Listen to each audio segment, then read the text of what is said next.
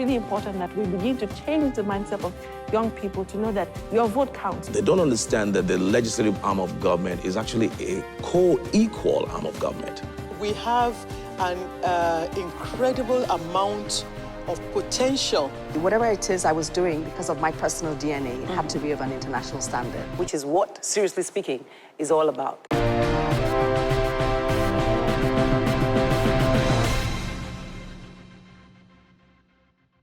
As you're watching this, love is already in the air. It's February, and a lot of people are thinking about love, about finding that partner, or finding that for Valentine's season.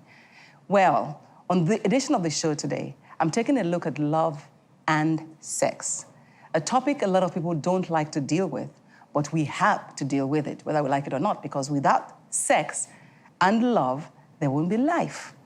But you see, we have to connect it in a way that we understand that given the right circumstances, the best can always be gotten out of this God-given gift. At least that's what my guest on the show today thinks, because she's written a book that would help people understand that in matters of the heart, a man that understands his wife is the one that's better able to get the best out of her, whether it's in bed or out of bed. So, it's Love and Sex on Seriously Speaking today, and my name remains Adesuwa Onyenokwe. Now, I'm going to show a little bit of the cover of this book as the reason why I'm having this conversation today, amongst other things, of course. Now, the cover says, How to Get Your Wife to Swing from the Chandelier. How to get your wife to swing from the chandelier. And the writer and the author and all of that is here with me. Her name is Amaka Chika-Mbonu. It's nice to have you on set. It's great to be here, Desua. Thank you. But you're a bit wary, though, because you're not one of those that likes to speak publicly, just like that. Exactly. I'm kind of, it might not look it, but that's because people say I don't look shy, At all, I'm kind of shy, yeah, but I want to take the bull by the horns and just go for it with this book, yeah. So what makes you sit down and say, I must write a book like this? You've been married for 23 years. I've known my husband for 25 years. Oh, wow. Yeah. For 23 years. Yes. And then you think suddenly it's important that men understand that if they get into their wives' minds, they can get into her heart and into her bed. Yes, I truly believe that. I've been married for 23 years, and through personal experience, personal challenges, speaking to people and counseling people over the years, I found that one thing resonates with women all over. Anytime a woman is speaking to you, she's speaking about the fact that she wants her man to speak to her heart. In fact, I have written a poem, I wrote it a few years ago, called Make Love to My Mind. So most women, in fact, almost all the women I've spoken with, want the man to reach something so much deeper. And any man that has the ability to do that will find that his wife will be up to whatever. So why is swinging from the chandelier? Well, swinging from the chandelier... I mean, an English graduate has a way with words. Well, swinging from the chandelier for me is like letting loose. I mean, I was a bit wary about using that because... What about the last part, in the red negligee? Yeah, okay. So swinging from... I mean, red is like a... I know red is just sexy, I guess, whenever you think about the color red and all that. And negligee thinks about something flamsy and, just nice, a little red thing kind of thing. So swinging from the chandelier, so the whole thing, the red negligee, the swinging from the chandelier is kind of like a metaphor, or it just gets you thinking, someone letting loose, letting go of all inhibitions in the right way, though, but just really letting loose and just being herself with her man, not just sexually, but every way. Now, what you say in a biblical perspective, because what I find reading through the book and kind to write my own comments about the book before it came out, is the fact that it's like every single paragraph, everything you suggest, you find a section in the Bible that corroborates it. Why did you choose to go that route? Is it that within the church circles, you realize that there's a lot of pretentiousness going on? Well, I don't know whether to call it being pretentious, but what I will say is that in church, we have a tendency to, and even in the secular world as well, just in the wider world, we have a tendency to shroud sex in mystery, as if it's something we shouldn't really talk about. We should just kind of snigger about it and talk about it quietly. So I kind of want to demystify that, because the Bible does, I'm a person of faith, and I just find that there's nothing I can talk about. I'm not perfect, but there's nothing I can talk about without kind of drawing reference from that. So for the person who isn't of my faith, these things still resonate. But the people who are in faith, who somehow believe that sex is something you should snigger about, you find that the Bible talks a lot about sex. And that's it. Okay, but you know, the truth is, like I said, what prepares your story for me as an ordinary Nigerian and somebody who knows you and from where you're coming from is, for some reasons, you are also a wife who've suffered a certain level of infidelity. Why? It's not so unusual, but what was unusual about your case is that it was so blatant, bloated. The media was all over the place about how this guy has done this and done that, and then you're his wife. You know, it appears that, is it a function of, did she suffer this, that's why? Well, that's a very old story, you know, so it's... Yeah, 6 years ago or something like that. Yeah, it's been there, done that. But the truth of the matter is, any author who is writing is going to write to some extent from experiences. I mean, in my case, yes, there's going to be some of me in the book, definitely. But there's also a lot of everybody else I've had the privilege of speaking to. Do you understand? So for me... You know why I asked that? No, I'm a kind of, seriously, with all sense of seriousness, is it possible that in some ways, because what happens is when the man is, when it's the other way, it's like the woman hasn't played her part, that's why the man is going out. Yes. You know, but now you're telling us that men should also play their part to get the best out of their wives. I truly believe, that's my conviction, not everybody will agree with this, that a man has a major role in drawing his woman out. And any man who is able to do so will find that through the challenges, all the challenges that come when you've been married for a while, the chances are you'll be able to get through them. If the man can reach something so quite deep inside a woman's heart, inside her mind, inside the very essence of her being. Okay, now, I'm not trying to overflog the issue of infidelity, but the point most men give, this is not, my wife is not giving it to me, and so I'm looking for it outside. I don't know, there seems to be some kind of misconception that women don't want it as much as the men. You understand? I think it's a misconception. The only thing is that women, I said it in a section of my book, that women are more interested in the journey as opposed to just the destination. You understand? Women like the whole, you know how the travel agencies, they tell you the journey is part of the whole experience. So for women, the journey matters just as much. So I would say, yes, there'll be exceptions to the rule, but I would say for most women, if she's not giving it to you the way you want it, chances are there's something, I believe there's something that might be missing. You might not have reached where she needs you to reach. So what does this book seek to achieve, therefore? Because I find it interesting because you had 7 chapters. Is that and then 1 extra, you call it. Is that intentional? Yes, it's intentional because 7 is the number of perfection. Oh. Yes, 7 is the number of perfection. God created the world in 7 days. So 7 chapters to bring your marriage to...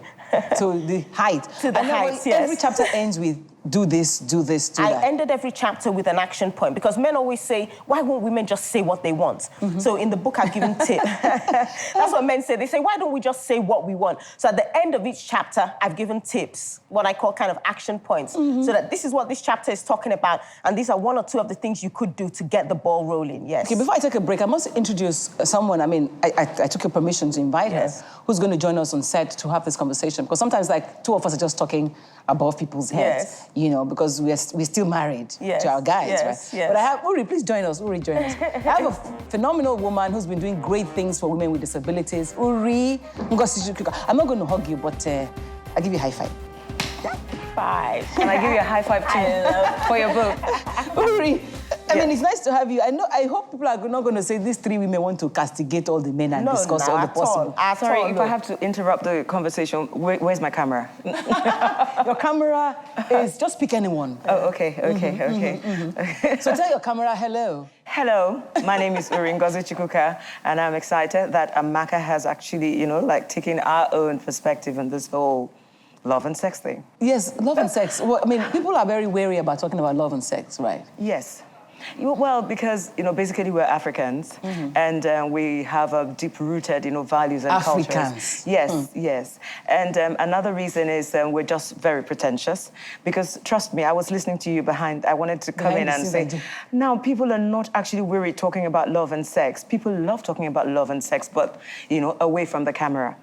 Oh, okay. Let's go away from the camera briefly. I'll take a break, because I would like us to have this conversation where we are seated right up there in the panel, and then we'll thrash this out while I get points, different perspectives from both of you on love and sex. Okay. Right? Yeah. So can I take my break? Yes, let's go. So I'll be right back if you don't go away. With Seriously Speaking, we're talking love and sex. Yes, I know people have been waiting. Why did we go to the market at all? We have to pay our bills, you know. But anyway, I'm glad that I'm talking about how to get your wife to swing from the chandelier in a red negligee.